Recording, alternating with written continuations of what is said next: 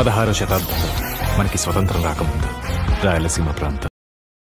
Naresh and Faria Abdullah చేసిన movie అయితే ఈరోజు టీజర్ అయితే వచ్చేసింది. ఆ టీజర్ పేరు గుర్రం పాపిరెడ్డి. చాలా డిఫరెంట్గా ఉంది నేము, అలానే ట్రైలర్ కూడా డిఫరెంట్గా ఉంది. గ్రాస్ప్ చేసుకునే శక్తి లేదు. మరి గుండుగాడింది ఐన్స్టీన్ అయ్యాడు.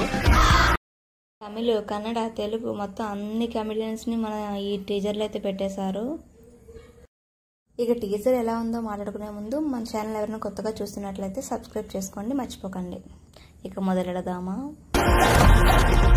ఈ టైంలో దేశభక్తి ఏంట్రా నీకు పిచ్చినా కొడక ఆలోసి చిత కొడతారు పదా. ఈ టీజర్ మీరు బాగా గమనిస్తే గనక ఈ టీజర్ లేని కమెడియన్ అంటూ ఎవరూ లేరు, అందరూ ఉన్నారు. బ్రహ్మానందం గారు కానీ, మన ప్రభాస్ కానీ, ఇంకా చాలా మంది, అసలు మొత్తం అందరూ అయితే ఇది టీజర్లో అయితే మనకు కనిపించారు. అలానే ఫుల్ కామెడీ. అసలు ఎలా నడిచిందంటే టీజర్ ఫైట్లో కామెడీ నడిపించారు, అదే చాలా డిఫరెంట్గా అనిపించింది నాకు. ఇందులో ఫరియా అబ్దుల్లా డైలాగ్స్ కూడా, ఆ పంచులు అవన్నీ అయితే బాగున్నాయి. చెప్పండి సార్, బార్డర్ లో ఏమైనా ప్రాబ్లమా?